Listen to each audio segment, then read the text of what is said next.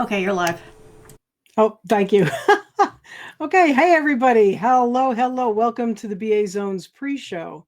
We're going to get going in just 2 minutes. How's everybody doing? Hope everybody's doing well this Tuesday, getting ready for horrific weather. But other than that, hey, I had a handy little thing here. Did you ever see one of these things? You can put on your badges, your ID badges. You can pick these up, I guess, in Amazon or whatever. These are a very handy thing to have. However, you have to be very careful how you use them because they can get lost because of this little tiny thing. And the first time I lost it, actually, I went into the ladies' room and I came back into the office to check back into through the door and realized I couldn't find it. I was pulling this thing like crazy and I couldn't find the badge to scan in. And then I realized that it was inside my pants. So now you have a choice of, do you sort of bump and grind up against the scanner or dig around in your clothing trying to get that little sucker out? So it's just a little humorous tip, but these are very handy things. And just be careful where you hook them onto. Anyway, so here it is, 8 o'clock, and we are all ready. Tonight, we're going to be talking about naming conventions. So welcome, everyone. If you know anyone who might be interested in this subject, please let them know. Let them tag along, and feel free to have any comments or anything as we start. You know, we're going to be talking about naming conventions and how they can keep you from tearing your hair out when it comes to finding what you need or sharing what you can. So I'm Marianne Morrison, and the woman behind the scenes is Kathleen Sinnott, and together we are the BA Zone. So before we get started, let's have a party in our minds as Kathleen spins that intro. So take it away, Kathleen.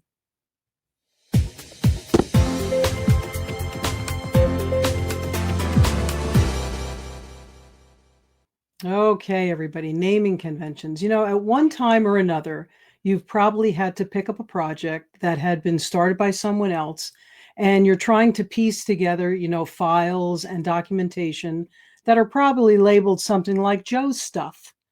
So what is that, Joe's stuff? So if you can find the files, you spend hours typically opening each one of them to determine if it's relevant, and most of the times it's not.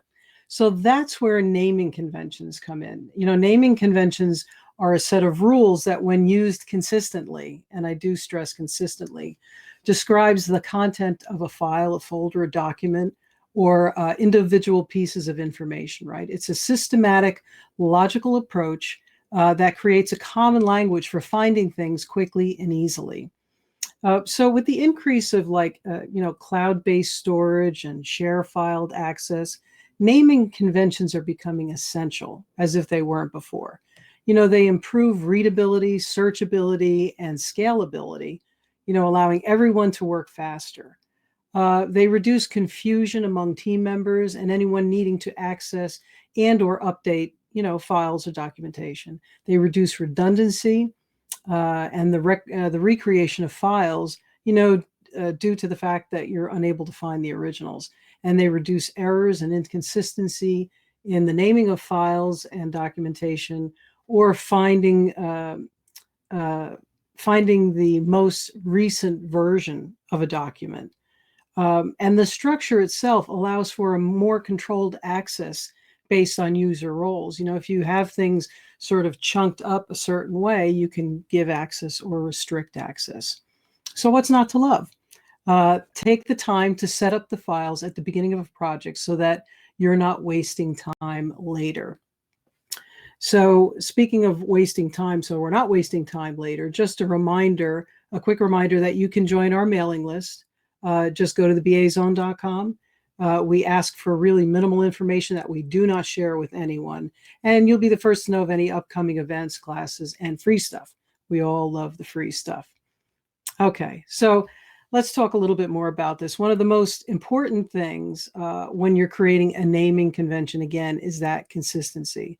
So to that end, you want the naming condition to work for and be understandable by everyone.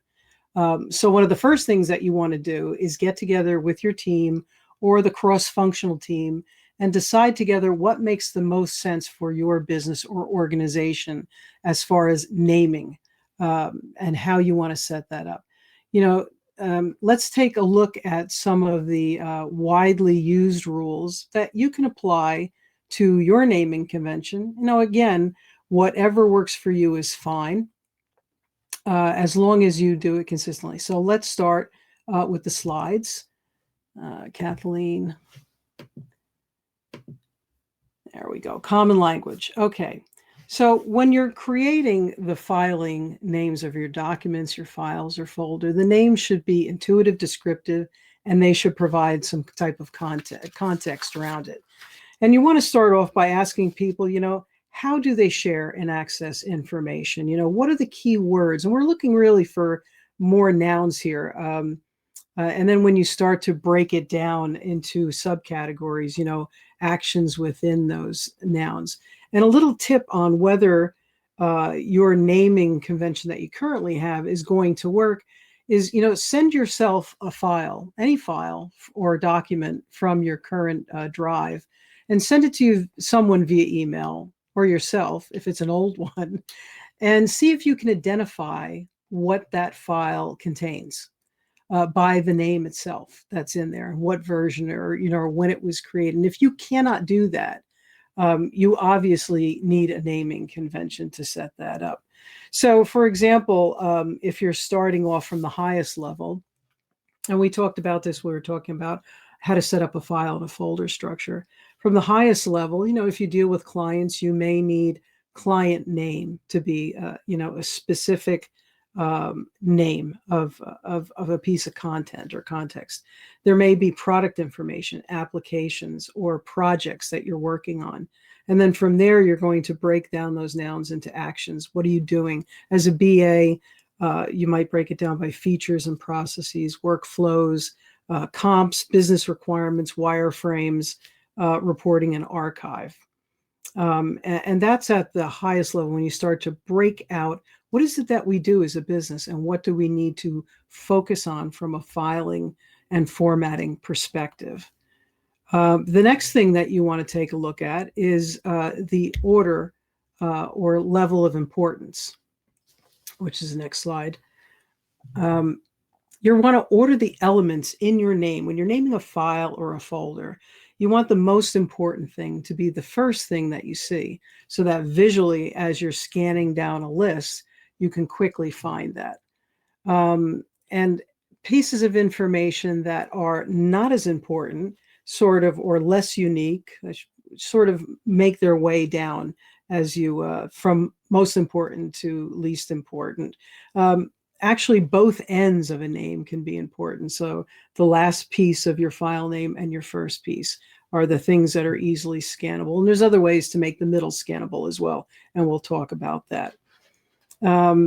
So for example, if you have a word like draft, if it's a document that's in draft form, you wouldn't want draft to be the first word because there's just too many of them, and your eye has to then go to the middle to find out what the draft is about. So draft would sort of go towards the end of the name. Another thing that you want to look at are formatting issues. And we'll go through just a few of those. And there's many that you could employ. But we'll just take a look at the ones that we use consistently as business analysts. So the next slide, Kathleen, on formatting. The one thing you want to look at is length. You don't want things to be so long that your eye has to visually scan across too far to get all of the information. So you want to make it as tight and concise as you can. We try to keep it to around 40 or 50 characters max. Most of the time it is around that 50 with all the information that we put in to make it easier. The name itself can be a little bit longer.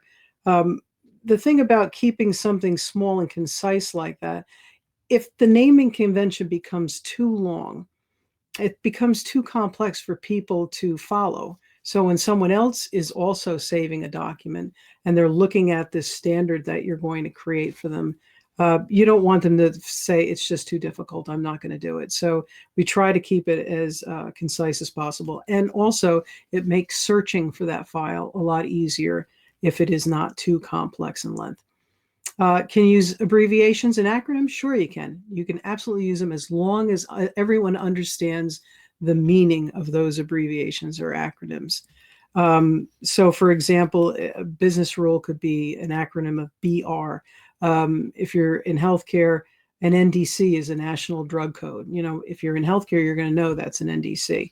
So config is configuration, ID is typically identifier, spec is short for specification. So within your industry, make sure that everybody understands the meaning of the abbreviation. Absolutely, you can use that in the naming convention. You're going to have various elements in the name of a folder or file, right? So you're going to have the main thing. You might have, if it's a requirements document, you might have a project number. You may have a version number, a date, whether it's a draft or a final version.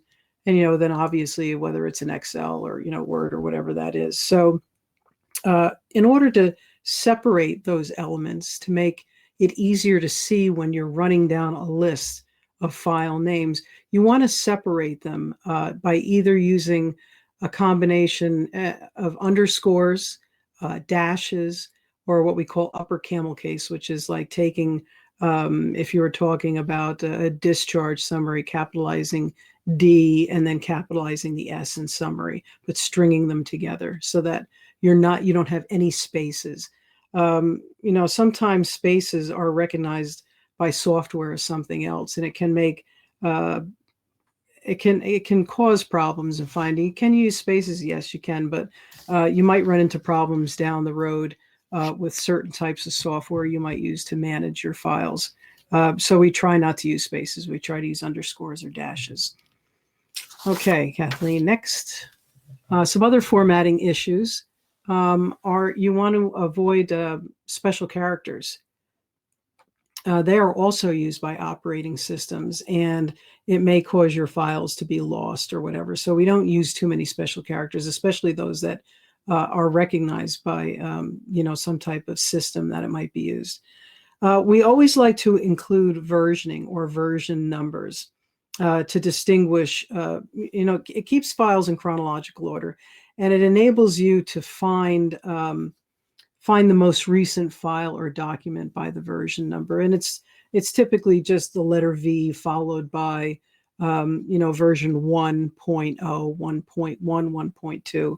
If you're redesigning a screen completely, it would be V 2.0, so it's just a numbering system. When you look in a long list, it's sort of on the end, and you can tell which is the correct version to select.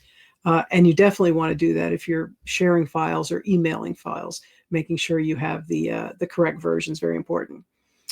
Dates are also important. They can be added. Again, it enhances searchability and sorting. And when we're dealing with dates, and sometimes you may have a date as the most important element. It could be at the beginning of a file string if you're talking contracts or something like that. However you want to use it, but you definitely want to format it with the year first, the month, and the day.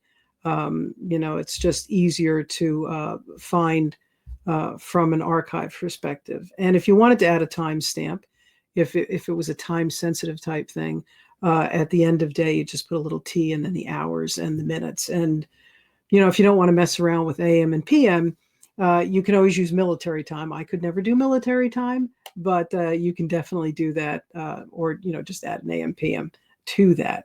Okay, so let me just take a quick little break. Nothing going on so far. Sorry, just need a little quick drink break. Okay, so let's just, before we go on to just showing you some of how samples of this, just want to throw up that screenshot of where you can find us, Kathleen. If you're looking for, we have a lot of archive shows out there. Obviously, you can find us on YouTube, Facebook, Periscope, Instagram, Twitter, and you can always find us on the bazone.com. If you have no questions tonight and you think of questions later, drop us a line at bazone.com. We'll be happy to answer any questions you have on this subject or any other subject. And obviously, we get most of our best ideas come from you guys. So if you need anything or you want to see anything on a future show, please drop us a line and let us know, because that's what we love to do. Okay, let's go back to the slides, Kathleen. Let's just show you a couple of examples of how this would work for a business analyst. So if we were talking about the requirements or the technical spec, a naming convention that you can use when you're naming your file is to include a project ID if you has one, the title, what type of document it is. In this case, it would be a tech spec.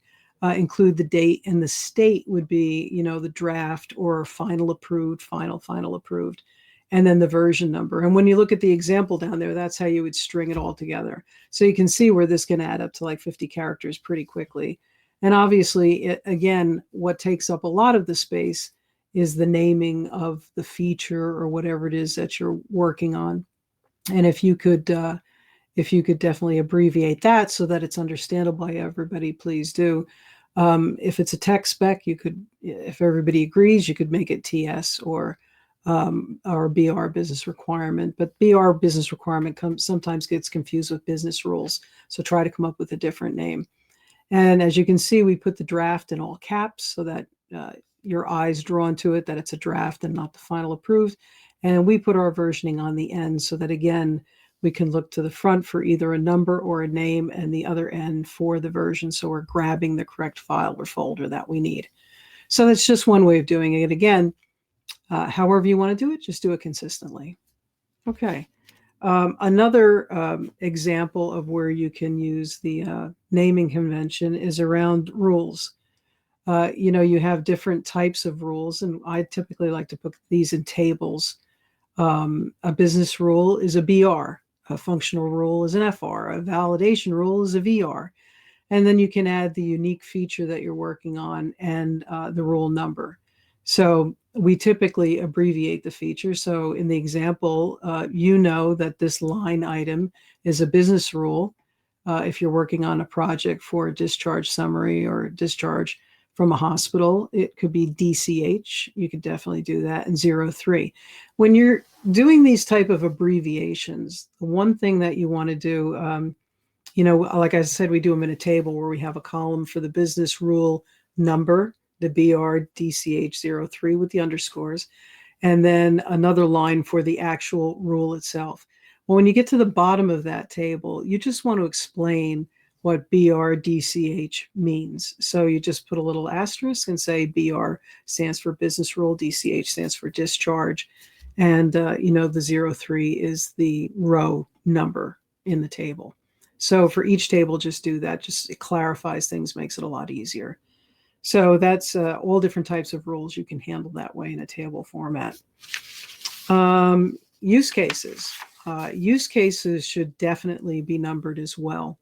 And the naming conventions for a particular use case, we just say UC for use case, similar to the BR for business rule. Again, what the particular feature is that you're working on or page, the use case number, and then just a little explanation of what it is. Is it a view, an edit, a delete, whatever you're doing on that page. And again, an example of that at the bottom would be the use case, the DCH, the number, and then the little description of the ad op services. That would be ad outpatient services. And the reason that we number things and name things really well is that you can then cross-reference pieces of information.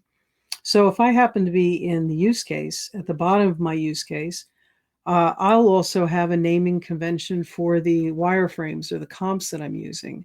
So I can say reference, if the feature is DCH, reference comp, CO DCH 01, 02, 03, depending on how many pages you have. And the same with business rules. You can reference a business rule inside a use case, or just reference the business rule table itself. But that's what makes it so important. It's not just about, being able to find things quickly, although we spend so much time in our job wasting time trying to find things. And I've done this myself. You're in a hurry and you just sort of throw a file out there, and literally 10 minutes later, you don't know where you saved it to because you don't have a filing and a naming convention.